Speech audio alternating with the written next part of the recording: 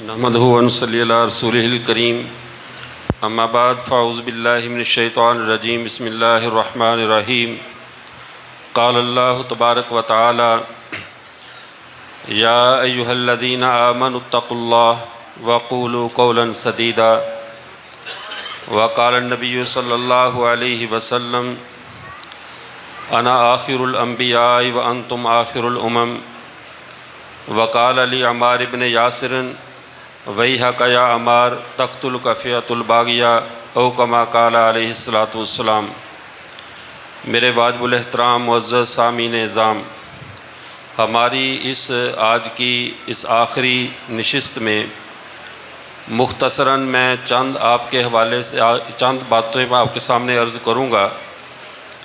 ایک تو اس وقت جو ہمارے ملک کی صورتحال ہے اور ہماری پارلیمنٹ سے ایک بل اس حوالے سے ایسا سامنے آیا ہے جس نے بہت سے بلوں کے اوپر سے کپڑا ہٹا دیا ہے اور ان کی اصلیت قوم کے سامنے واضح کر دی ہے، اور ساتھ ہی میں بلا کسی تمہید کے دو ان عنوانات پر بھی گفتگو کروں گا۔ ایک تو جناب سید جواد نقوی صاحب کا میں اس سٹیج سے شکریہ ایک بات پر ادا کروں گا، جنہوں نے ایک موضوع پر سچ بولا ہے، تو اس سچ پر ان کا شکریہ خدام اہل سنت کے سٹیج سے بنتا ہے۔ اور دوسری بات کہ ایک تیسری جنس کافی عرصے سے مارکیٹ میں دستیاب ہے، اور اس تیسری جنس کا کوئی خاص اپنا پس منظر تو نہیں ہے، نہ وہ خود کو اہل تشیع میں شمار کرتی ہے نہ اہل سنت میں۔ انہوں نے ایک تیسری جنس کے نام سے علمی کتابی جنس متعارف کروائی ہے۔ انہوں نے جس طرح حضرات صحابہ کرام رضوان اللہ تعالیٰ علیہم اجمعین، خاص طور پر حضرت عمار بن یاسر رضی اللہ تعالیٰ عنہ کی شہادت کو عنوان بنا کر سیدنا معاویہ رضی اللہ تعالیٰ عنہ پہ تبرہ بازی کا محاذ گرم کیا ہے، اب اس کے لیے ضروری ہے وہ موصوف خود تو باہر آتے نہیں کہ کسی سے بات کر سکیں، تو کم از کم ہم اپنے نوجوانوں کو، اپنے سنی نوجوانوں کو اصل نفس مسئلہ بتا دیں کہ اصل بات ہے کیا اور اس حدیث کا مصداق کیا ہے۔ اگر آپ توجہ سے بات کو سماعت فرمائیں گے تو انشاءاللہ میں کوشش کروں گا کہ آپ کا زیادہ وقت نہ لوں۔ معزز سامعین، ایک جنگ عرصہ دراز سے جاری تھی، ایک کاروائی، ایک تحریک عرصہ دراز سے تھی، جس کے بارے میں ہمارے مخدوم حضرت مولانا عبدالجبار سلفی صاحب دامت برکاتہم العالیہ نے چند دن قبل سوشل میڈیا پر ایک مضمون بھی لکھا کہ کب یہ لکھنؤ کے اندر تحریک مدح صحابہ کے نام پہ چلی، مد مقابل نے تحریک قدح صحابہ کے نام سے کام شروع کیا، اور یہ علمی اور ہر طرح سے یہ چپکلس چلتی چلتی ایک ایسے دور میں داخل ہو گئی جس کو پرتشدد دور کہا جا سکتا ہے۔ اب اس کی کوئی بھی حمایت نہیں کرتا کہ کسی علمی موضوع پر ہتھیار اٹھائے جائیں اور فریق مخالف کے اوپر ان کا استعمال کیا جائے، لیکن ایک سانحہ تھا، شہادتیں ہوئیں اور گھروں سے لاشیں اٹھتی رہیں، جنازے اٹھتے رہے، لیکن تحریک نہ رکی، نہ رکنی تھی اور نہ آئندہ رکے گی۔ یہ کام چلتا رہا، لیکن عمومی طور پہ ہمارا جو فریق مخالف تھا اس کے گھروں میں تو خاص تاریخوں کے اندر ہی ماتم بپا کرنے کا ایک مزاج تھا، لیکن ہمیں کیا خبر تھی کہ ہمارے شہداء کی قربانیاں، ہمارے اہل علم کا علم، ان کی علمی تگ و تاز جو کل تک تنہا تھے، آج ان کی آواز اتنی مضبوط بن جائے گی کہ وہ چند دنوں کا ماتم ان کی پوری زندگی کا ماتم بن جائے گا۔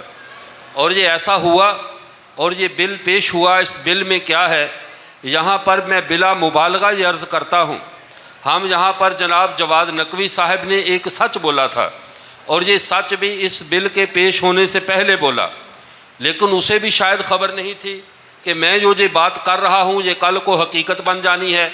اس نے بات کرتے ہوئے اپنے بیانات میں خاص طور پہ ایک جملہ اہل تشیع کے بارے میں، ایک جملہ اہل سنت کے بارے میں کہا۔ اس نے کہا، یاد رکھیے عزیزم، جو بغض اہل بیت یا اہل سنت کی پہچان نہیں، بغض اہل بیت یا اہل سنت کا شیوا شعار اور مذہب نہیں، اور توہین صحابہ یا اہل تشیع کا شعار نہیں۔ صحابہ کی توہین کرنا یہ ہمارا کام نہیں، ہمارا مذہب نہیں، اور اہل بیت کے بارے میں بغض رکھنا یہ اہل سنت کا مذہب نہیں۔ موصوف نے آدھا سچ بولا تھا، آدھا کیا تھا وہ ہمارا موضوع نہیں، جو سچ بولا وہ ہمارے بارے میں تھا کہ اہل سنت کے دل صحابہ نبی کے خاندان سے، پیغمبر صلی اللہ علیہ وسلم کی جماعت سے انتہا درجے کی محبت کرتے ہیں۔ اہل بیت سے ہماری محبت اس درجے کی ہے کہ آج اس نے بھی یہ کہہ کر تسلیم کیا اور یہ سچ بولا کہ عزیزم، ہم اہل بیت سے بغض رکھنا یہ اہل تسنن کی پہچان نہیں ہے، اہل تسنن کا مذہب نہیں ہے۔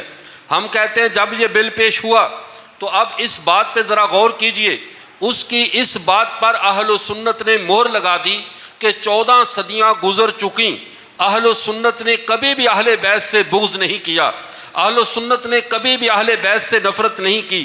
یہی وجہ ہے کہ اس نے تسلیم کیا، اور جب بل سامنے آیا اہل سنت کی طرف سے کسی بھی جلسے میں، کسی بھی پروگرام میں، ہمارے کسی بھی عالم دین کی طرف سے اس بل کی مخالفت میں ایک لفظ بھی سامنے نہیں آیا کہ تم نے اہل بیت میں حضرت علی رضی اللہ تعالیٰ کو شامل کیوں کیا ہے، تم نے پیغمبر کی بیویوں کو چھوڑ کر پیغمبر کے نواسوں کو شامل کیوں کیا ہے۔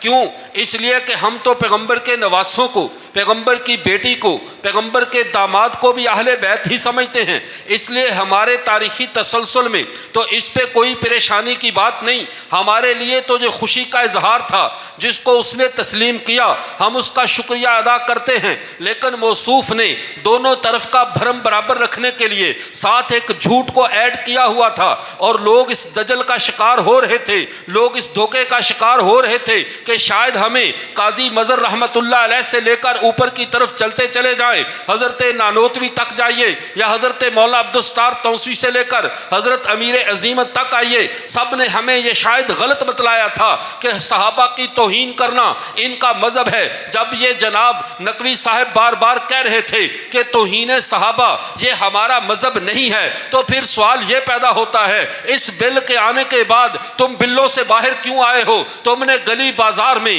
ماتم کی صفیں دوبارہ قائم کیوں کی ہیں؟ تمہارے گلگت بلتستان سے لے کر لاہور تک، تمہارے پشاور سے لے کر کراچی تک، تمہارا ہر ذاکر مجتہد، تمہارا ہر علمی مرجع چیخ چیخ کر کہہ رہا ہے کہ صحابہ کے بارے میں یہ جو بل آیا ہے ہم اس کو تسلیم نہیں کرتے، ہم تو خلفائے ثلاثہ کو نہیں مانتے، ہم تو پیغمبر کی 3 بیٹیوں کو نہیں مانتے۔ اب تمہاری وہ تکیہ کی چادر کو اس بل نے ہٹا دیا ہے، تمہارے چہروں سے نقاب اتار دیا ہے۔ اب ہم شکریہ ادا کرتے ہیں کہ تمہاری اس چیخو پکار نے ہمارے اسلاف کی محنت کی سچائی پہ مہر لگا دی ہے کہ آج تک ہمارے جن جن لوگوں نے جو جو کچھ اس مسئلے پہ بتایا تھا وہ سب کچھ سچ تھا، تم نے اس کو تکیہ کی چادر میں، جھوٹ میں، تبرے میں، اپنی سیاست میں، ڈپلومیٹک گفتگو کے اندر تم نے حق بات کو چھپانا چاہا تھا۔ جب یہ بل پیش ہوا تمہارے علماء نے للکار للکار کر کہہ دیا کہ جواد نقوی تو جھوٹ بول رہا ہے، تجھے بھی اہل سنت سے، تمہیں بھی انہوں نے اہل تشیع سے نکال دیا، صرف اس بنیاد پر کہ تو نے یہ کہا تھا کہ توہین صحابہ یہ ہمارا مذہب نہیں ہے، انہوں نے تمہیں تشیع سے نکال دیا کہ تو ہمارا ہی نہیں ہے۔ کیوں؟ صحابہ کی توہین ان کا مذہب تھا، اور قربان جائیں اپنے اسلاف پر جنہوں نے آج سے ہمیں سینکڑوں سال کی مسلسل چلی آنے والی تحریک میں جو کچھ ہمیں بتایا تھا، رب کعبہ کی قسم دن کے اجالے کی طرح آج وہ ہر بات سچ ثابت ہو گئی ہے۔ ہمارے بزرگوں نے ہم سے کوئی خیانت نہیں کی، ہم سے غلط بیانی نہیں کی، ہم سے کوئی دھوکہ نہیں کیا، جو بتایا تھا وہ سچ بتایا تھا کہ یہ لوگ صحابہ کے بارے میں بدگمان ہیں، صحابہ کے بارے میں بد زبان ہیں، یہ صحابہ کے بارے میں تبرہ کرتے ہیں۔ تم نے نئی ایک طرز نکالی تھی عروۃ الوثقیٰ بنا کر کہ نہیں ہم پر الزام ہے۔ جناب اب تو بیچ چراہے تمہاری دھوتی اتر چکی ہے، اب نیا دجل اختیار کرو، امت مسلمہ اب تمہیں پہچان چکی ہے، اب کوئی نئے نام سے دجل نہیں چل سکتا۔ اب دوسرے طبقے کی طرف دیکھیے، اس کے بعد اسی دوران ایک اور تحریک اٹھتی ہے، اور آپ کے علم میں ہونا چاہیے جب تحریکیں چلتی ہیں 2 متحارب گروہ میدان میں ہوتے ہیں تو ایک درمیان میں 3rd پرسن بھی ہوتے ہیں۔ وہ 3rd پرسن صلح کرانے والے نہیں ہوتے، وہ 3rd پرسن جو درمیان میں جس کو تیسری جنس کہا جاتا ہے، وہ تیسری جنس کے مفادات دونوں سائڈوں پہ وابستہ ہوتے ہیں. مذبذبین بین ذالک لا الہ الا ولا الہ الا، نہ وہ ادھر کے ہوتے ہیں نہ ادھر کے، وہ اپنے مفادات کے لیے کبھی تو وہ اس طرز کی فضائل بیان کرتے ہیں، کبھی ادھر کے، کبھی کہتے ہیں میں بنو امیہ کے جو ہے وہ خلاف میدان میں تلوار لے کر نکلوں گا، اور جب کوئی عالم میدان میں آ جائے میں تلوار لے کر نکلنا تو دور کی بات، گھر کے اپنی بل سے وہ باہر نہیں آتے. کیوں؟ یہ ان کا میدان نہیں ہوتا، وہ میدان میں آنے کے میدان کے لوگ نہیں ہوتے، میدان کے لوگوں کی شکلیں اور ہوا کرتی ہیں. انہوں نے یہ بات کی اور ان کا مقاصد تھے. اس تیسری جنس نے نئے اعتراضات اٹھائے. وہ جرم جو کھل کر میدان میں اہل سنت کے ملک میں آج تک ہمارا مد مقابل نہیں کر سکا تھا، تمہارے جہلم کی سرزمین پہ اس تیسری جنس کا ایک فرد اٹھتا ہے. وہ اٹھا کر احادیث کے غلط معنی کو بیان کر کے دھوکہ دے کر وہ باتیں جو کتابوں میں کسی جگہ پہ مدفون تھی یا کتابوں میں کسی درجے میں کسی اور معنی میں موجود تھی، لوگوں کو بتا کر تائید کر رہا ہے کہ اہل سنت کا موقف یہاں پہ غلط ہے، اہل تشیع کا موقف ٹھیک ہے. بھئی تجھے اب خوش کرنے کا کیا ملا؟ اب بندہ پوچھے بل پاس ہوا، بل پاس ہونے کے بعد تو باہر نکل، تو کس بل میں گھسا ہوا ہے، تو ذرا باہر میدان میں آ. لیکن ہوا کیا؟ معاملے کو سمجھیے. مردانگی میدان میں اپنی جرت سے اپنے عقیدے کا اظہار کرنا یہ ہر ایک میں دم خم نہیں ہوتا. یہ جرت بیلا انہی کو دیتے ہیں جن کے سینوں میں ایمان سچا ہو، جن کے دل و دماغ اللہ اور اللہ کے رسول کے ساتھ دھڑکتے ہوں. جو نفاق رکھتے ہیں اللہ ان میں جرت اظہار کو چھین لیا کرتے ہیں، ان میں جرت اظہار نہیں ہوا کرتی. اس نے ڈرامہ بنایا، بخاری شریف دیکھیے، فلاں حدیث کی کتابیں دیکھیے. میں آج کے نوجوان کی اس ذہنی بدگمانی کو دور کرنے کے لیے مختصر وقت میں دو باتوں پہ میں آپ کے سامنے یہ موقف اپنا اہل سنت کا رکھوں گا. ایک، کیا حضرت عمار بن یاسر رضی اللہ تعالیٰ عنہ کو حضرت معاویہ رضی اللہ تعالیٰ نے شہید کیا تھا؟ نمبر دو، کیا حضرت معاویہ کے ممبروں پہ حضرت علی رضی اللہ تعالیٰ کو گالیاں دی جاتی تھیں، تبرہ کیا جاتا تھا؟ میں ان سب دو باتوں پر اپنی گفتگو کو سمیٹوں گا. بات سمجھیے، حضرت عمار بن یاسر رضی اللہ تعالیٰ عنہ کون ہیں؟ جن کے بارے میں رسول اللہ صلی اللہ علیہ وسلم یہ فرما رہے ہیں وَيْحَكَ يَا عمار، اے عمار، جس کو ہم کہتے ہو مریں، اور جب ایک محبت کے اندر کہا جاتا ہے انما تقتلک فئۃ الباغیہ، تجھے ایک باغی گروہ قتل کرے گا. اس حدیث کا پس منظر پہلے سمجھ لیجئے. اس حدیث کا پس منظر کیا ہے؟ امام بخاری رحمت اللہ علیہ کی ایک مزاج، ایک عادت مبارکہ ہے، وہ حدیث میں تقطیع کرتے ہیں. تقطیع کہتے ہیں ایک جملے کو نقل کر دینا، باقی پوری حدیث کو کبھی کبھی امام بخاری رحمت اللہ علیہ چھوڑ دیتے ہیں. امام مسلم بھی کئی مقامات پر تقطیع حدیث کر لیتے ہیں، پوری حدیث نقل نہیں کرتے کہ وہ بسا اوقات کچھ حصہ اس کا سند سے ثابت نہیں ہوتا یا کسی اور مقام پہ نقل کر دیتے ہیں. اب ان کو اتنا جملہ تو مل گیا، لیکن یہ جملہ اللہ کے نبی نے کب کہا تھا؟ اس جملے کا شان ورود کیا ہے؟ حضرت جب نبی کریم صلی اللہ علیہ وسلم مسجد نبوی کو تعمیر کروا رہے تھے، صحابہ اکرام ایک اینٹ اٹھا کر لا رہے ہیں، ایک پتھر اٹھا کر لا رہے ہیں. حضرت عمار بن یاسر دو اینٹیں لا رہے ہیں، دو پتھر لا رہے ہیں. اللہ کے نبی نے اس وقت کہا اے عمار تجھے باغی گروہ قتل کرے گا. مجھے آپ ذرا یہ بتلائیے، جو بندہ اچھا کام کر رہا ہو موقع اس کی شاباش کا ہے یا اس کے قتل کی خبر دینے کا ہے؟ اچھا موقع تو شاباش کا تھا. حضرت عمار بن یاسر کو اللہ کے رسول شاباش دیتے، اے عمار تو ڈبل اینٹیں اٹھا رہا ہے، تو جنت میں بلند درجات لے گا. نہیں، اب موقع شاباش کا تھا. اللہ کے رسول مرنے کی خبر دے رہے ہیں کہ تو فلاں لوگوں کے ہاتھوں قتل کیا جائے گا. یہ حدیث بتاتی ہے پیچھے بات کوئی اور تھی، پیچھے بات کوئی اور تھی. وہ بات کیا تھی؟ اس کو سبل الہدی والرشاد میں مکمل حدیث سے مبارکہ موجود ہے. حضرت عمار بن یاسر کہتے ہیں کہ جب یہ جنگ مسجد نبوی کی تعمیر ہو رہی تھی، لوگ ایک اینٹ اٹھایا کرتے تھے، میں دو پتھر لایا کرتا تھا. اللہ کے رسول نے دیکھ کر کہا اے عمار تو دو اینٹیں کیوں اٹھا رہا ہے؟ حضرت عمار کہہ رہے میرے دل میں ایک مذاق آیا، میں نے چونکہ ایک محبت کا ماحول تھا، باپ بیٹا مسجد کو تعمیر کر رہے ہیں، صحابہ اولاد کی طرح ہیں، پیغمبر باپ کی طرح ہیں. اللہ کے رسول نے کہا، حضرت جب عمار نے کہا یا رسول اللہ انا صحابہ کا یریدون قتلی، اب دیکھیے حضرت عمار کیا بات کہہ رہے ہیں، اے اللہ کے رسول آپ کے صحابہ مجھے ویسے ہی مارنا چاہتے ہیں. یہ ایک مذاق ہے، محبت میں کہی جانے والی بات ہے. انا صحابہ کا یریدون قتلی، اے اللہ کے رسول آپ کے صحابہ نہ مجھے مارنا چاہتے ہیں، خود ایک اینٹ اٹھاتے ہیں، مجھے دو اٹھوا رہے ہیں. یہ ایک ماحول محبت کا ہے، ماحول پیار کا ہے. فرمایا وہی حق کیوں؟ کہے یحملون لبنتن لبنتن و یحملون علی لبنتین لبنتین، خود ایک ایک اینٹ اٹھاتے ہیں، مجھے دو دو اٹھواتے ہیں۔ اے اللہ کے رسول آپ کے صحابہ تو چاہتے ہیں کہ میں مر جاؤں، یہ مجھے مارنا چاہتے ہیں۔ اللہ کے رسول نے تنبیہ کر کے کہا یہ ہؤلاء الذین لیسوا بالذین یقتلونک، میری یہ جماعت وہ نہیں ہے جو تجھے قتل کرے گی، انما تقتلک فئۃ الباغیہ، تجھے باغی جماعت قتل کرے گی، میرے صحابہ تیرے قتل میں ملوث نہیں ہوں گے۔ اللہ کے رسول نے فرما دیا میرے صحابہ تیرے قتل میں ملوث ہے۔ جب اللہ کے نبی نے فیصلہ کر دیا میرے صحابہ ہؤلاء الذین لیس بالذین یقتلونک، یہ وہ جماعت نہیں ہے، یہ وہ افراد نہیں ہیں جو تجھے قتل کریں گے، انما تقتلک فئۃ الباغیہ، بے شک تجھے باغی جماعت قتل کرے گی۔ اب ذرا اٹھا تاریخ کی کتاب، باغی جماعت ہے کون؟ بغاوت کی کس نے ہے؟ تو ذرا دیکھ اسلام میں پہلی بغاوت خلیفہ برحق کے خلاف حضرت عثمان کے خلاف ہوئی ہے۔ تقتلک فئۃ الباغیہ، اس موصوف صفت کو دیکھو، یہ بتلا رہے ہیں اس پہلی جماعت کا تذکرہ ہے جو اسلام میں پہلے بغاوت کرے گی۔ تو جن باغیوں نے سب سے پہلے بغاوت کی تھی حضرت عثمان کے خلاف، یہ ان کی طرف خبر دی جا رہی ہے اے عمار تجھے وہ جماعت قتل کرے گی جو عثمان کی قاتل ہے، جو باغی جماعت ہے۔ عثمان کو قتل کس نے کیا تھا؟ کہتے حضرت معاویہ تلوار لے کر خلیفہ برحق کے خلاف نکلے۔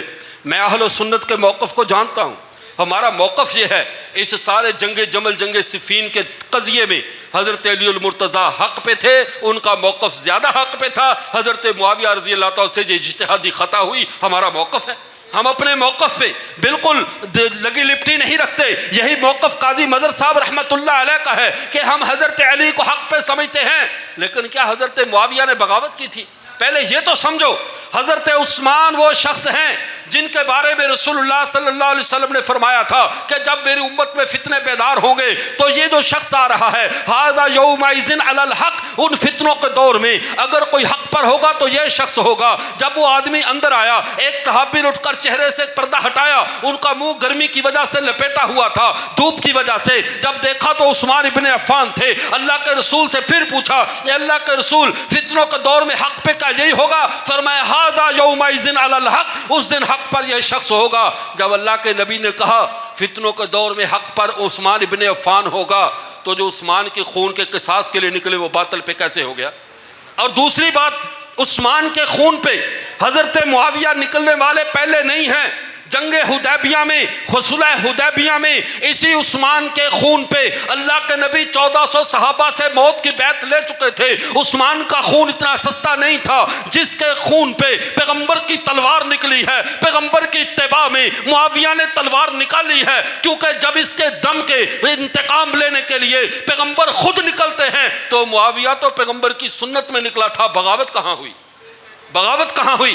اور پھر اگر یہ بغاوت تھی جو تقتلک فئۃ الباغیہ کہتے ہیں، تو کیا حضرت علی نے نہیں کہا؟ نہج البلاغہ میں پڑھو انہوں نے کیا کہا۔ جب انہوں نے حضرت معاویہ کے شہداء کے جنازے پڑھے، ان کو تکریم کے ساتھ دفن کیا، کسی نے سوال کیا حضرت یہ آپ کیا کر رہے ہیں، آپ ان کو اتنی تکریم کیوں دے رہے ہیں؟ تو حضرت معاویہ نے کیا کہا تھا؟ ہمارا رب ایک ہے، ہمارا نبی ایک ہے، ہماری کتاب ایک ہے، اخواننا بغوا علینا، ہمارے بھائیوں نے ہمارے ساتھ کچھ زیادتی کی، ہمارے اوپر حملہ آور ہوئے، وبغینا علیہم، ہم نے ان کے ساتھ جنگ کی۔ یہاں بغاوت اپنے اصطلاحی معنی میں نہیں ہے، یہ لغوی معنی میں ہے، لڑائی کے معنی میں ہے۔ اس کو اس معنی میں مت لو جس سے تمہارا کفر نکلتا ہے، اس معنی میں لو جو امت مسلمہ کا عقیدہ بیان کر رہا ہے۔ امت مسلمہ کا عقیدہ یہ ہے۔ یہ تنازع ہوا، حضرت عمار بن یاسر رضی اللہ تعالیٰ عنہ، ان کی شہادت کی خبر اللہ کے رسول نے دی تھی، ان کو شہید کیا اس باغی جماعت نے جنہوں نے حضرت عثمان ابن عفان کو شہید کیا تھا۔ پھر اگلی بات سمجھیے، حضرت علی کو کس نے شہید کیا تھا؟ حضرت علی رضی اللہ تعالیٰ عنہ کو عبد الرحمن ابن ملجم نے شہید کیا۔ یہ عبد الرحمن ابن ملجم وہ ہے جو حضرت علی کی فوج کا کمانڈر تھا، حضرت علی کی فوج کا سالار تھا۔ یہ باغی نہ تو حضرت معاویہ کے سگے تھے نہ حضرت علی کے سگے تھے۔ انہوں نے ادھر حضرت عمار کو شہید کر کے حضرت معاویہ کو کٹہرے میں کھڑا کر دیا، اور پھر خود جب خلافت قائم ہوگی پھر حضرت علی کو بھی شہید کر دیا۔ یہ کسی کے سگے نہیں تھے۔ خدا را تم تو ان ظالموں کے پیچھے مت چلو، تم تو امت مسلمہ کے موقف کو لو کہ حضرت معاویہ عمار بن یاسر کے قاتل نہیں ہیں۔ اگر ہوتے تو حدیث میں آگے الفاظ کیا ہیں کہ آپ ان کو جنت کی طرف بلائیں گے اور وہ تمہیں مار جہنم کی طرف بلانے والے ہوں گے. وہ تمہیں جہنم کی طرف بلانے والا ہوگا. وہ ماوی گروہ، وہ باغیوں کا گروہ اے عمار تجھے جہنم کی طرف بلائے گا، تو جنت کی طرف بلانے والا ہوگا. یہ پڑھ کر مرزا محمد علی جہلمی ایک بڑے بازاری انداز میں، اصل المیہ بھی یہی ہے، عوام اب حقیقی علماء سے دور ہو چکی، سنجیدہ گفتگو انہیں بھی اچھی نہیں لگتی. انہیں بھی وہ جو گدوں کی طرح چیخ چیخ کر اور ایسے ہاں ہاں کر کے بات کرے اور ذرا اچھل اچھل کر ایک نیا ڈرامائی رنگ بھر کے کہے. ہمارے لوگ کہتے ہیں بڑی تحقیقی بات کر رہا ہے، لیکن یہ مزاج میرے پیغمبر کے مزاج نبوت سے تو ملتا ہوا نہیں ہے. اب ہوتا کیا ہے، اب اس نے اچھل اچھل کر لوگوں کہنا شروع کر دیا. اب دیکھو یہ وہ جہنمی گروہ ہے جنہوں نے حضرت عمار بن یاسر کو شہید کیا. پھر ہم سوال یہ کرتے ہیں، اگر معاذ اللہ ثم معاذ اللہ اس رائے کو مان لیا جائے جو تم کہتے ہو کہ عمار بن یاسر کے قاتل حضرت معاویہ ہیں، تو تمہاری تحقیق کے مطابق معاذ اللہ وہ جہنمی ہوئے، تو پھر آپ ہی یہ بتاؤ اس جہنمی کے ہاتھ میں جس کو بقول تم نے جہنمی کہہ دیا ہے، حضرت حسن نے اپنے نانا کی وراثت کیوں حوالے کر دی؟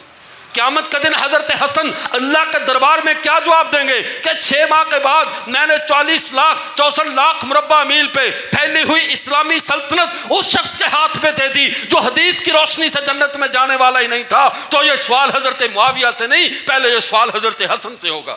اس سے پتہ چلا نہ حضرت معاویہ وہ ہے جو تم نے سمجھ رکھا ہے، اور نہ تم وہ ہو جو امت مسلمان نے تمہیں سمجھ رکھا ہے. تم وہ تیسری جنس ہو جو اپنے مفادات کے لیے کبھی اہل و تشیع کی چارپائی کے نیچے گھس جاتے ہو، کبھی اہل و سنت کے جوتوں میں ڈنگ مارنے کے لیے بیٹھ جاتے ہو. تم کسی طبقے کے بھی خیر خواہ نہیں ہو، تم وہ تیسری جنس ہو جس کو حدیث میں آتا ہے کہ مثل المنافقی کمثل شاۃ العائرہ، منافق کی مثال اس بد کردار بکری جیسی ہے. تعیر الی ھذہ مرۃ و الی ھذہ مرۃ، کبھی بکروں کے اس ریوڑ کے پاس جاتی ہے، کبھی اس ریوڑ کے پاس جاتی ہے، لیکن اس بکری کے شوق پورے نہیں ہوتے. تم اس بد کردار بکری جیسے لوگ ہو. تم نہ کبھی اس طبقے میں بیٹھتے ہو نہ کبھی اس طبقے میں بیٹھتے ہو. تمہاری خواہش کہیں بھی پوری ہونے والی نہیں ہے. اب اگلی بات کو سمجھیے. دوسری بات، عمار بن یاسر رضی اللہ تعالیٰ عنہ، ان کی شہادت کی اللہ کے رسول نے خبر دی تھی. باغی گروہ وہ تھا جنہوں نے حضرت عثمان کو شہید کیا. پھر کہتے ہیں حضرت علی کے خلاف ممبروں پہ گالیاں دی جاتی رہیں. سوال یہ ہے آج ہی ممبر چیک کر لو کن کے وارث گالیاں دیتے ہیں، کن کے نام لیوا گالیاں دیتے ہیں. اس ممبر پہ ابھی تک مجھے نہیں معلوم کن کن نے اب سے پہلے خطاب کر لیا، میرے بعد کون کون خطاب کرے گا، لیکن بتلائیے کسی کی زبان پر پیغمبر کے خاندان یا پیغمبر کی جماعت کے بارے میں ادنا سے بھی بے ادبی آپ لوگوں نے سنی ہے؟ اس سے پتہ چلا گالیاں دینے والے بھی تمہارے تھے اور گالیوں کی نشر کرنے والے بھی تم ہی لوگ ہو. الحمدللہ اہل سنت کا دامن اس سے صاف ہے. لیکن اگر بالفرض مان بھی لیا جائے جو سب کے الفاظ حدیث میں آتے ہیں اس کا معنی وہی لے لیا جائے جو تم کہتے ہو، تو یہ تو چھوٹی سی بات ہے. یہ تو چھوٹی سی بات ہے. جب ہم حضرت علی اور معاویہ کی آپس میں جنگ کو تسلیم کرتے ہیں، آپس میں لڑائی کو تسلیم کرتے ہیں، گالی دینا چھوٹا جرم ہے، چھوٹی غلطی ہے. یہ تو جیسے کھانے میں تمہید سلاد وغیرہ یہ تمہید ہوتی ہے، لڑائی کی تمہید گالی ہوتی ہے. تو جب گالی دینا چھوٹا فعل ہے اور جنگ کرنا بڑا فعل ہے، جب ہم جنگ کو مانتے ہیں کہ جنگ جمل بھی ہوئی ہے، جنگ صفین بھی ہوئی ہے، جب ہم ان کو مان لیتے ہیں اور اس کے باوجود ہم کہتے ہیں رضی اللہ عنہم ورضوا عنہ، ان ساری جنگوں کے باوجود اللہ ان سے راضی ہے، وہ اللہ سے راضی ہیں. تم اپنی گالیوں کا پنڈارا بکس جہاں مرضی کھولو، اللہ کے دربار میں بھی وقت پانے والا نہیں ہے، امت مسلمہ کے ہاں بھی وقت پانے والا نہیں. اس لیے بات کو سمجھیے. گالیاں ہوئیں ٹھیک ہے مان لیا، لڑائی ہوئی مان لیا، لیکن کیا اللہ نے قرآن پاک میں یہ خبر نہیں دے رکھی تھی کہ میں اس امت کے 2 گروہ آپس میں لڑیں گے؟ اور اللہ کے نبی نے خبر نہیں دے رکھی تھی، اپنے بیٹے حضرت حسن کے کندھے پہ ہاتھ رکھ کر کہا تھا ابنی ھذا سید، میرا یہ بیٹا سردار ہے، لعل اللہ ان یصلح بین الفئتین مسلمتین عظیمتین، اللہ میرے اس بیٹے کے ذریعے امت مسلمہ کے 2 بڑے گروہوں میں صلح کروا دے گا، امت کے 2 بڑے گروہوں میں صلح ہوگی. اللہ کے نبی دونوں گروہوں کو مسلمان کہہ رہے ہیں، کسی کو باغی نہیں کہہ رہے. اللہ کے نبی نے کسی کو جہنمی نہیں کہا، دونوں گروہوں کو مسلمان کہا ہے. لیکن تم نے، ہم پوچھتے ہیں ان ظالموں نے کیا کیا؟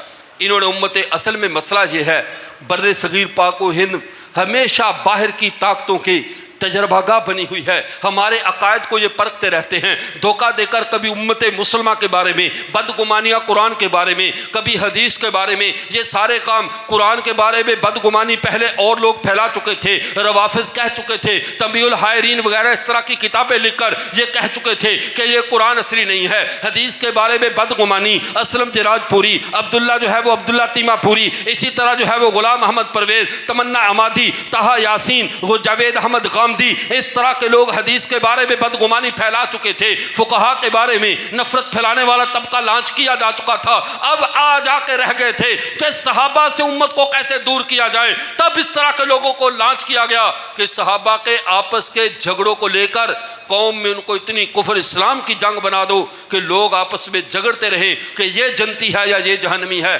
صحابہ تو ہمارا موضوع نہیں ہے، صحابہ ہماری تاریخ کا موضوع نہیں ہے، صحابہ ہماری تحقیق کا موضوع نہیں ہے۔ اور یہ فقہ کا اصول اور ضابطہ ہے، جب کسی بات پہ قاضی فیصلہ کر دے اس کے اوپر قضائے قاضی پہ قاضی فیصلہ نہیں کر سکتا۔ ایک فیصلے کو جب قاضی فیصلہ کر دے تو اس فیصلے کو غلط نہیں کہا جا سکتا، فیصلے کے بعد جرح نہیں کی جا سکتی، فیصلے سے پہلے گواہوں پہ جرح ہو سکتی ہے۔ یہ اصول جب ہمارے بارے میں ہے، ہماری فقہ کی کتابوں میں مذکور ہے، تو مجھے یہ بتاؤ جن کا فیصلہ اللہ خود کر چکے ہوں، جن کا فیصلہ اللہ خود کر چکے ہوں کہ ان کے بارے میں تم زبان مت کھولنا، یہ تمہاری تجربہ گاہ نہیں، یہ میری تجربہ گاہ سے پاس ہونے والی جماعت ہے، یہ اسلام کی پہلی جماعت ہے، یہ اسلام کی پہلی کاشتکار کی کاشت کی ہوئی کھیتی ہے۔ جب اللہ فیصلہ سنا چکے میں ان سے راضی ہوں، یہ مجھ سے راضی ہیں، تو بعد والے ناراض بھی ہوں، جدھر مرضی منہ اٹھا کر پھرتے رہیں، نہ اللہ کی ذات کا کوئی نقصان ہے نہ صحابہ کا نقصان ہے، سوائے اس کے کہ جو تمہارے اوپر ایک تکیے کی چادر پڑی ہوتی ہے، تمہاری اس بد زبانی سے تمہارا اصلی چہرہ سامنے آ جاتا ہے۔ اور صحابہ کا کوئی نقصان نہیں ہوتا۔ پھر دجل دیکھیے، ان لوگوں کا دجل اتنا معروف ہے، یہ مرزا جہلمی کی پارٹی کا اور ان لوگوں کا، اگر آج کے دور میں سامری بھی آ جائے، آج کے دور میں کوئی پچھلا بڑے سے بڑا دجال بھی اٹھ کر آ جائے، تو مرزا جہلمی یا ان جیسے لوگوں کے پاس جائے گا تو دو زانو بیٹھے گا، وہ ان کو اپنا استاد مانے گا۔ یہ دجل میں امت کے سابقہ پوری نسل انسانی کے دجالوں سے بڑھ کر ہیں۔ بات کو کیسے گھماتے ہیں، بات کا کیسے حلیہ بگاڑ کے رکھ دیتے ہیں۔ اب بات کو سمجھیے، ابھی ان لوگوں نے جب یہ بل پاس ہوا، اس میں بھئی ہم بھی تو احتجاج کر سکتے ہیں، ہم نے تو تم کو اپنا مد مقابل نہیں سمجھا، ہم نے تو صحابہ اور اہل بیت دونوں کو اپنے ایمان کا حصہ سمجھا ہے۔ اس بل کے پاس ہونے پہ جس میں امی عائشہ کی ہی نہیں، سیدہ فاطمہ کی بھی، حسن و حسین کی بھی، علی المرتضیٰ کی بھی، اصحاب خلفائے راشدین کی بھی، جس میں سب کی عزت کا دفاع تھا، ہم نے مٹھائیاں تقسیم کی، ہم خوش ہوئے، تم پریشان کیوں ہوئے؟ اس سے پتا چلا دال میں کچھ کالا ہے۔ آگے سے آج میں صبح ایک کلپ سن رہا تھا، پتہ نہیں وہ کہاں کا تھا، وہ کہہ رہا تھا ہمیں اب زبردستی مجبور کیا جا رہا ہے فلاں فلاں کو صحابی مانو۔ بھئی جب ہم انہیں صحابی مانتے ہی نہیں ہیں، ہم ان کا احترام کیوں کریں؟ ہم نے کہا اگر اسی ترازو پہ تول کر ہم نے دینا شروع کر دیا، تم جن کو صحابہ نہیں مانتے وہ تم بل سے نکلوا دو، پھر جن کو امت مسلمہ کے بعض لوگ یا بعض نواسب جو امت مسلمہ میں نہیں، یا خوارج جو اہل بیت میں سے بعض کا انکار کرتے ہیں، وہ کہتے ہیں اہل بیت کا اطلاق تو نبی کی بیویوں پر ہوتا ہے، پھر کیا ان کی بات مان کر تم بھی سیدہ فاطمہ کو اہل بیت سے نکال دو گے؟ اگر ابو بکر کو تم صحابیت سے نکالتے ہو، خلفائے ثلاثہ کو رضی اللہ عنہ و رضوان کی قید سے نکالتے ہو، تو کیا جو لوگ حسن و حسین کو نہیں مانتے، حضرت علی کو جو بدبخت نہیں مانتے، کیا ان کے کہنے پہ تم ان کو نکال دو گے؟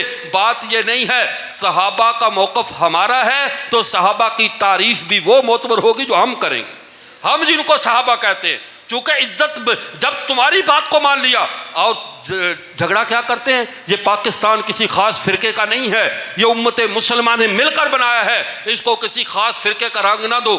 ٹھیک ہے، مان لیتے، خاص فرقے کا رنگ نہیں دیتے، اگر تمہاری بات مان لیں، خلفائے ثلاثہ کو بھی نکال دیں، سیدنا معاویہ کو بھی نکال دے صحابہ سے، جن کو تم کہتے جاؤ تمہیں راضی کرنے کے لیے نکالتے جائیں، تو پھر کن کا فرقہ بنے گا؟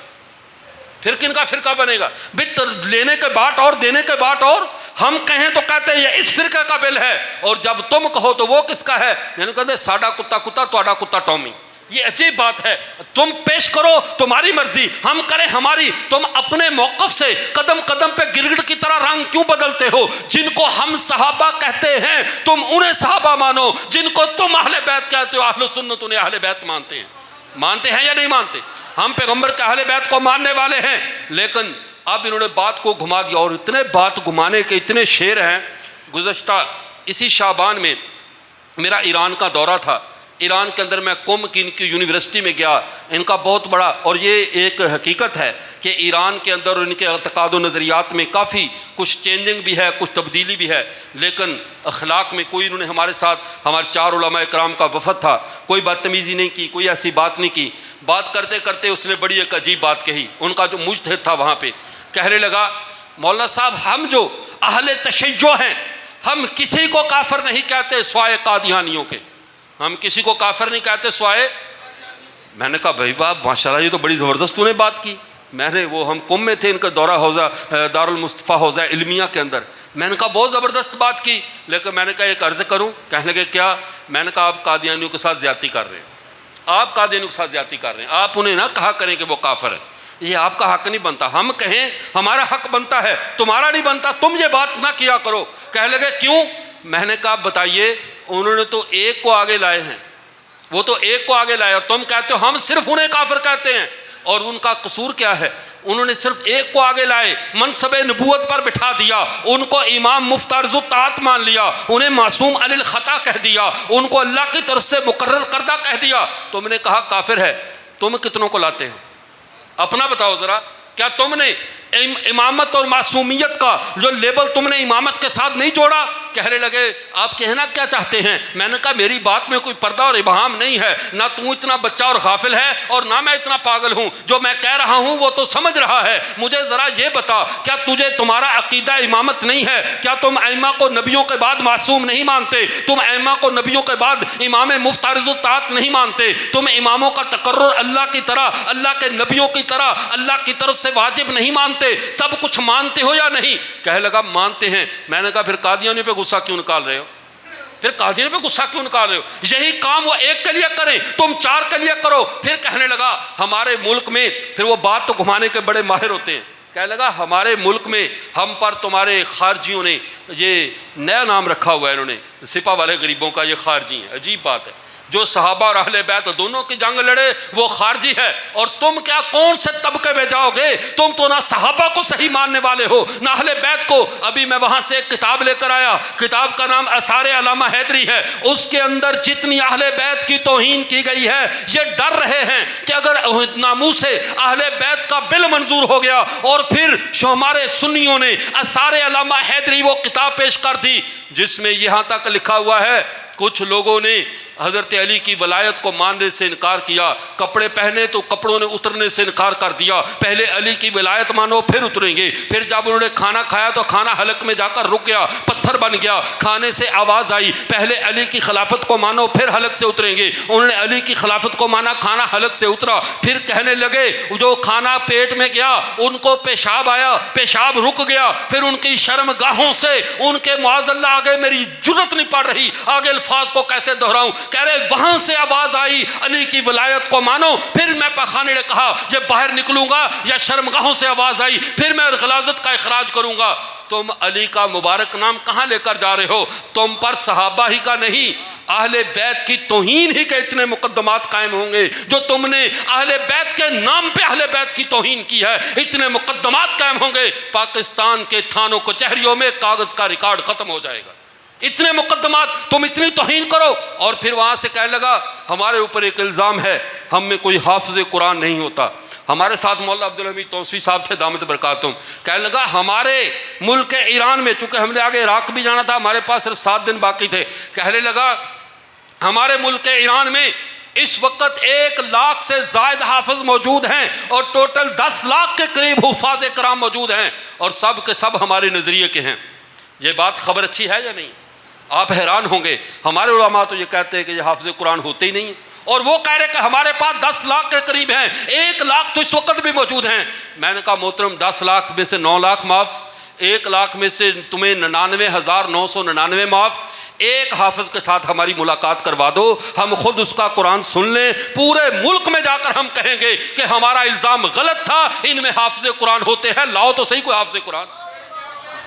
جب یہ کہا، کہنے کہ ملوائیں گے، ہم شیراز گئے، اصفہان گئے، جہاں میں بھی ان کے پیچھے چڑھا رہا. میں نے کہا یار وہ حافظ کو آپ نے ملوانا تھا، کہاں ملوائیں گے، کہاں ملوائیں گے. وہ مجھتے صاحب بار بار نہیں ملواتے ہیں. توسیع صاحب مجھے کہنے لگے یار رضوان چھاڑ میں لڑائی پہ ویسے چھاڑ خیر ہے. میں کہا حضرت ایک دفعہ چسکا تو لیں، دیکھے تو صحیح ہے کہاں تک جاتے ہیں. جب ہم قم میں گئے، جا کر وہاں پر کہنے لگا یہاں ہیں وہ حافظ قرآن. میں نے کہا ملواؤ. کہنے لگا عید نوروز کی چھٹیاں ہیں، طلباء موجود نہیں ہیں. میں نے کہا چلو آپ کے جو پڑھانے والے قاری ہیں انہی میں سے کسی کو لے آؤ، ہم اللہ کا قرآن تو اس سے سن لیں، ہم پورے ملک میں جا کر کہیں گے کہ یہ حافظ قرآن ہوتے ہیں. کہنے لگا یہ دیکھو ہمارے قاری نے سعودیہ سے قرآن کا مقابلہ جیتا ہے. میں نے کہا میں قرات کی بات نہیں کر رہا، ایک سورت اچھی پڑھ دینے کو حفظ قرآن نہیں کہتے، پورا قرآن سنانا ہے پھر میں مانوں گا. یہ ہو ہی نہیں سکتا دل میں امت کے پہلے استادوں کا بغض ہو اور اللہ اس کے سینے میں قرآن رکھ دے، یہ نہیں ہو سکتا. کہنے لگا نہیں ہیں ہمارے پاس حافظ، ہم ملواتے ہیں. پھر کہنے لگا ہمارا کوئی قاری حافظ قرآن نہیں ہوتا، البتہ ہمارے طلباء حافظ قرآن. کہیں سنا ہے قاری حافظ قرآن نہیں ہے، طلباء حافظ قرآن ہے. چلتے چلتے جب تنگ آ گیا تو دجل، سنو مجھے دجل سمجھانا چاہتا ہوں. کہنے لگا میں قسم کھا کر کہتا ہوں وباللہ وبالحسین وبالفاطمہ وبالحسن، میں سب کی پنجتن کی قسم کھا کر کہتا ہوں ہم شیعہ قرآن کے ایک ایک حرف پر ایمان رکھتے ہیں. ایک حرف کے منکر کو بھی ہم کافر کہتے ہیں، جو قرآن کے ایک حرف کا انکار کرے وہ کافر ہے. اب عام بندہ تو دھوکہ کھا جاتا ہے.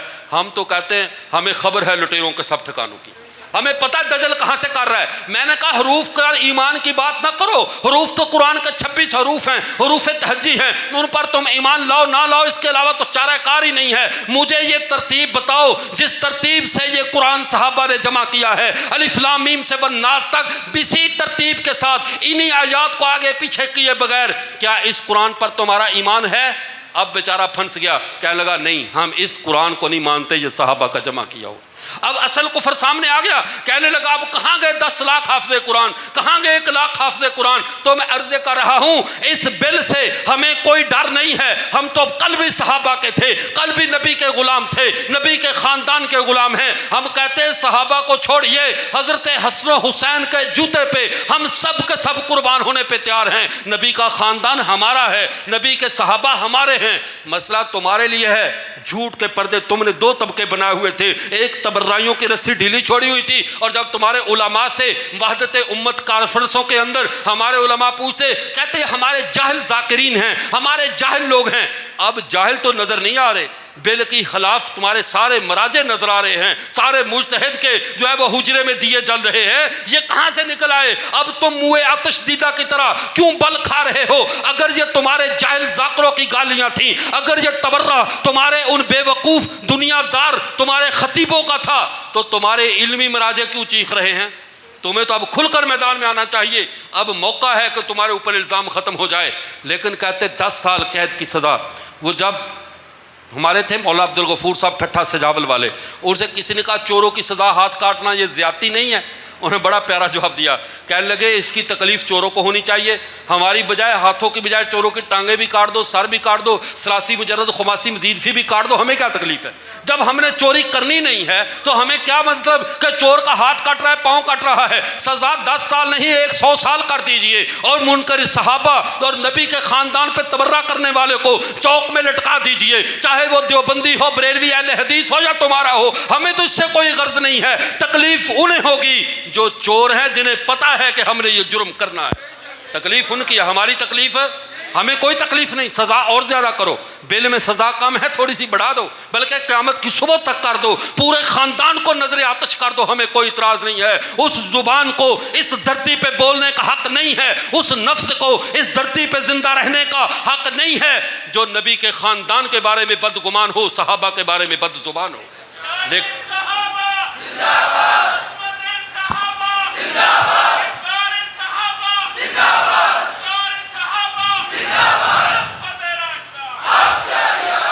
تو اس قانون نے حقیقت واضح کر دی کہ گستاخ کون ہے اور جھوٹا دعوے دار محبت کون ہے. ہم صحابہ اہل بیت سے محبت کرتے ہیں، ہمارے ایمان کا حصہ ہے یا نہیں؟ ہم ان سے محبت کرتے ہیں ہر حال میں. اب یاد رکھیے آپ کو اس دور میں، لیکن حقیقت یہ ہے لوگ اس کو سیریس لے رہے ہیں. میں بطور تماشا کے دیکھ رہا ہوں. اللہ کا شکر ادا بھی کرتے ہیں. کل تک ہم نے اپنے لوگوں کے گھروں سے ماؤں کے رونے کی آوازیں سنی تھیں، جن کے بچوں کو شہید کر دیا گیا، جن مساجد کو اڑا دیا گیا کہ یہاں صحابہ کا نام لیا جاتا ہے، جن جن لوگوں پہ، لیکن آج ہم حیران ہیں، شہداء کا خون مبارک رنگ لے آیا ہے، ان اہل علم کی علمی تگ و تاز رنگ لے آئی ہے۔ یاد رکھیے، جس طرح قادیانیت کا امت مسلمہ پہ کوئی قرض باقی نہیں ہے، امت مسلمہ نے پائی پائی کا حساب قادیانیت کو چکا دیا ہے، ان کی کوئی دلیل ہمارے اوپر قرض نہیں ہے۔ رب کعبہ کی قسم، دشمنان صحابہ کا بھی کوئی علمی قرض ہمارے اوپر نہیں ہے۔ ہمارے قاضی مظہر رحمت اللہ علیہ سے اوپر کی طرف جائیے، حضرت توسوی کی طرف جائیے، کیا آپ مناظرہ باگڑ سرگانہ کو نہیں جانتے؟ کیا آپ نے امت مسلمہ میں مولا عبد الشکور لکھنوی کو نہیں دیکھا؟ حضرت دوست محمد قریشی کو نہیں دیکھا؟ انہوں نے 10 دلیلیں لکھی، کہا 10 دلیلیں ہماری ہیں، کوئی سوالوں کا جواب دے۔ ہمارے مولا دوست محمد قریشی نے 1000 دشمنان صحابہ رسول سے 1000 سوالات کے نام پہ 1000 سوال جلاؤ الاذہان کے نام پہ لکھے، ان کو گئے ہوئے عشرے گزر گئے، آج تک ایک سوال کا جواب بھی یہ نہیں دے سکے۔ مقروض ہمارے یہ ہیں، ہم ان کے مقروض ہیں؟ ہم ان کے مقروض نہیں ہیں۔ ہمارے اوپر نہ نبی کے خاندان کے حوالے سے نہ کوئی ادھار باقی ہے، نہ نبی کے صحابہ کے حوالے سے کوئی ادھار باقی ہے۔ آپ ایسا کرو، پہلے ہمارا قرضہ ادا کر دو، پھر مقدموں کا سامنا کرو۔ پہلے ہمارا قرضہ ادا کر دو۔ ہمارے جو اتنے اکابرین نے تمہارے ایک ایک قرضے کو تول تول کر ادا کیا ہے، تم نے تو ہمارا کوئی قرض ادا نہیں کیا، امت کے سوالات کے تم نے تو جوابات نہیں دیے۔ ہمارا قرض کوئی لین دین کا نہیں ہے، یہی تو قرض ہے جو تمہارے اوپر علمی اب بھی باقی ہے۔ تو میں آپ حضرات سے عرض کرتا ہوں، جب دشمن تھک جائے تو ارد گرد کے وہ گلٹیریوں کو چھوڑ دیتا ہے کہ اب تم بحث کرو، تم ان کو الجھاؤ، سوشل میڈیا پہ، فیس بک پہ ادھر ادھر الجھاؤ۔ ان میں طرح طرح کے لوگ قریب آپ کے جہلم سے ماشاءاللہ اتنا بڑا یہاں قافلہ آتا ہے، چونکہ یہ حقیقت ہے، جہاں پر شر ہو خیر بھی وہیں پہ ہوتی ہے، جہاں پہ دجال ہوں وہاں عیسیٰ کے جانشین بھی وہی آتے ہیں۔ جیسے کہتے ہیں لکل فرعون موسیٰ لکل دجال عیسیٰ، ہر جہاں پہ دجال ہوگا کوئی نہ کوئی عیسیٰ وہاں پہ اٹھے گا۔ علماء جو جہلم نے بڑی کوشش کی ہے، لیکن یار آخر کہاں تک ہم جائیں؟ کسی کے گھر میں گھسنے سے تو رہے۔ اب ایک بندہ ایک بند کمرے میں بیٹھ کر تبرہ کرے اور پوری دنیا میں اپنے شر کو نشر کر دے اور بار بار چیلنج بازیاں کرے، لیکن میدان میں نہ نکلے تو اس کے لیے دعائی کر سکتے اور تو کچھ نہیں کر سکتے کہ اللہ اسے یا تو ہدایت دے یا اس کو اتنی جرت دے کہ ذرا علماء کے سامنے آ کر بیٹھے، اپنے شکوک و شبہات کو دور کرے۔ لیکن میں نے عرض کیا یہ تیسری جنس ہے، اب ہم پر حملہ آور ہوگی تیسری جنس۔ اب جو صحابہ کے بارے میں بدگمانی پھیلائے، آپ سمجھ جانا یہ نہ ادھر کا ہے نہ ادھر کا ہے، یہ تیسری جنس ہے۔ اس وقت تیسری جنسوں میں مفتی فضل ہمدرد، جس کے آج کل سوشل میڈیا پہ بڑے کلپ چل رہے ہیں اور وہ ان کا ڈھنڈورچی بن کر جگہ جگہ پہ تبرہ کر رہا ہے اور اہل سنت کے موقف کو کمزور کر رہا ہے، یہ ہمارا نہیں ہے۔ یہ ہمارا، جیسے شیعہ کہہ رہے ہیں نا جواز نقوی ہمارا نہیں ہے، تو جب وہ اپنی صفوں میں اپنے عقیدے کے مخالف کو برداشت نہیں کر رہے تو آپ کیوں کرو؟ آپ کو بھی پہچان ہونی چاہیے، آپ کی بھی آنکھیں کھلی ہونی چاہیے۔ مفتی فضل ہمدرد ہمارا نہیں، جاوید غامدی ہمارا نہیں، مرزا جیلمی ہمارا نہیں، چاہے 100 باتیں وہ ہماری حمایت میں کرے، ہمیں اس سے غرض نہیں ہے، ہمیں اس بات سے غرض ہے، ہمیں گالیاں دیتا ہے 100 بار دے، ہمیں کوئی غرض نہیں ہے۔ لیکن جب تیری زبان سیدنا معاویہ کی عظمت کو چھوئے گی، جب تیری زبان سے صحابہ کی عزت مجروح ہوگی، پھر تجھے ہمارے ملک کے قانون کا سامنا کرنا ہوگا اور عدالت میں جا کر تجھے اس بات کا جواب دینا ہوگا۔ ورنہ میں آپ حضرات سے ایک بات عرض کروں، یہ میری آخری بات ہے، اس کے بعد بات کو ختم کرتے ہیں۔ ایک بات آپ ذہن میں رکھا کرو، ہمارے حصے میں آیا کچھ بھی نہیں۔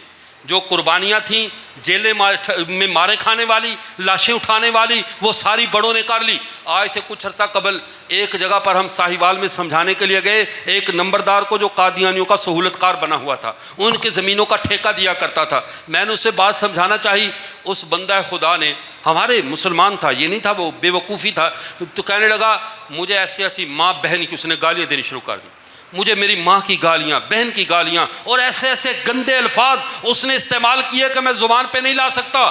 لیکن جب میرے شاگرد جو ساتھ تھے وہ اٹھنے چاہے کہ ہم اس کو پکڑتے، میں نے روک دیا، ٹھہرو یار ٹھہرو۔ جب وہ بات ختم ہو گئی، ہم نے اس کو سمجھایا، وہ اس وقت بھی نہیں سمجھا، ہم باہر آ گئے۔ شاگردوں نے کہا استاد جی آپ ہمیں تھوڑی سی اجازت دیتے، وہ آپ کی بہنوں کو گالیاں دے رہا تھا، آپ کی فوت شدہ ماں کو گالیاں دے رہا تھا، آپ نے اس کی زبان روکنے کے لیے کیوں نہیں کہا؟ میں نے کہا یار بات سنو، جو گولیاں کھانے والے تھے گئے وہ 1953 کی تحریک میں کھا گئے، جنہوں نے جیلیں برداشت کرنی تھی وہ بھی کر گئے، جنہوں نے دکھ اٹھانے تھے اٹھا گئے۔ اس نبی کے نام پہ ہمارے حصے میں بچی کھچی گالیاں ہی آئی ہیں، خدا کے لیے یہ خیرات ہمیں لے لینے دو۔ روز محشر ہمیں اپنے نامہ اعمال میں کوئی نیکی نظر نہیں آتی سوائے اس بات کے کہ ہم اللہ کے نبی کے دربار میں یہ گالیوں سے بھرا دامن لے کر چلے جائیں، اے اللہ کے رسول کچھ بھی نہیں تھا، ہمیں تمہارے نام پہ ماں بہن کی گالیاں دی گئی تھیں، ہمیں تمہارے نام پہ ماں بہن کی گالیاں دی گئی تھیں۔ آج صحابہ کے نام پہ گولیاں نہیں ہیں، آج صحابہ کے نام پہ جو ہے وہ جیلیں نہیں ہیں، وہ گالیاں ہیں، دشمن دے رہا ہے۔ آپ ساری اٹھا کر اللہ کے پاس امانت رکھوا دیا کرو، جواب دینے کی بھی ضرورت نہیں ہے، اللہ سے اتنی بات کہہ دیا کرو، اے اللہ ہم جان دینے کے قابل نہیں، ہم یہ قربانیاں دینے کے قابل نہیں ہے، اے اللہ تو اپنے کرم سے جو تیرے نبی کے نام لیواؤں کی خاطر، تیرے نبی کے رشتہ داروں کی خاطر، اہل بیت کی خاطر جو لوگ ہمیں کبھی خارجی کبھی ناسبی کبھی فلاں اور کبھی فلاں جو بھی تبرہ کرتے ہیں، اے اللہ یہ سارا محفوظ کر لے، قیامت کے دن ہمیں اس کا اجر دے دینا، قیامت کے دن ہمیں اس کا اجر دے دینا۔ ہم اعلانیہ کہتے ہیں، اہل و سنت نہ خوارج ہیں نہ روافظ ہیں نہ نواسب ہیں، ہم اہل و سنت والجماعت ہیں، نبی کے ساتھی بھی ہمارے ہیں، نبی کا خاندان بھی ہمارا ہے، اور یہ جو قانون پاس ہوا ہے یہ امت مسلمہ کے 1400 سالہ نظریات کی ترجمانی ہے، 1400 سالہ عقیدے کی ترجمانی ہے۔ اب اس عقیدے کے مطابق جو ہے وہ خوشی منائے، جو نہیں ہے وہ پھر اپنی خیر منائے۔ وآخر دعوانا الحمدللہ۔ بسم اللہ الرحمن الرحیم۔ اللہم صلی علی سیدنا محمد النبی الامی وعلی آلہ وسلم تسلیما۔ جزا اللہ تعالی ان محمد ما هو اہلہ۔ ربنا ظلمنا انفسنا وان لم تغفر لنا وترحمنا لنکونن من الخاسرین۔ یا اللہ ہماری اس مجلس میں حاضری کو اپنی بارگاہ میں قبول فرما۔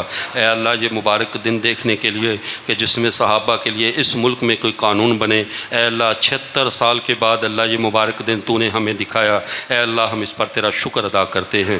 اے اللہ جو لوگ نبی کے خاندان سے، نبی کے دوستوں سے بدگمان ہے، اللہ ان کے دلوں کو صاف فرما دے، ان کے دلوں میں ایمان کی حرارت پیدا فرما دے، اے اللہ ان کے دلوں سے اس کفر اور گمراہی کو زائل فرما دے، اے اللہ انہیں دوبارہ امت مسلمہ کا حصہ بنا دے۔ اے اللہ جو لوگ ہدایت کے قابل ہیں انہیں ہدایت نصیب فرما۔ یا اللہ جو ہدایت کے قابل نہیں ہیں ان کی زبانوں کو اپنے ہاتھوں سے یا اللہ تو لگام عطا فرما۔ یا اللہ ان کے خیالات کو یا اللہ تو نیست و نابود فرما۔ اے اللہ اب ہمارے ملک کو اسلام کا گہوارہ بنا دے۔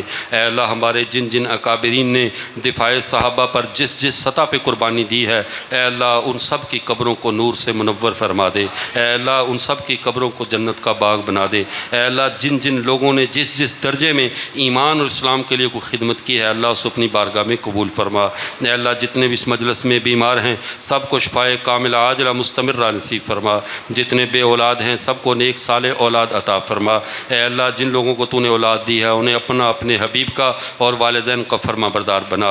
اے اللہ ہمارے مختوم مکرم حضرت مفتی شہاب الدین پوپل جی صاحب علیل ہیں، اے اللہ انہیں صحت کاملہ عاجلہ مستمرہ نصیب فرما۔ یا اللہ اس ختم نبوت کے اس خادم اور مجاہد کی ہر طرح کے شرور سے حفاظت فرما۔ اے اللہ ہمارے قاضی ظہور صاحب دامت برکاتہم کو صحت کاملہ عاجلہ مستمرہ نصیب فرما۔ ان کو کبھی بھی اہل چکوال اور اہل اسلام کو ان کے سائے سے اللہ کبھی بھی محروم نہ فرمانا۔ اے اللہ ان کی برکات کو پورے عالم میں عام اور تام فرما۔ اے اللہ جس طرح تو نے تحریک خدام کے نوجوانوں کو عقیدے کا صحیح فہم اور درک عطا فرمایا ہے، اے اللہ پوری امت مسلمہ کو عقیدے کی وہی فہم نصیب فرما۔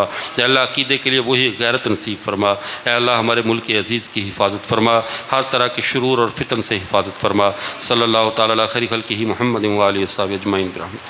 السلام علیکم۔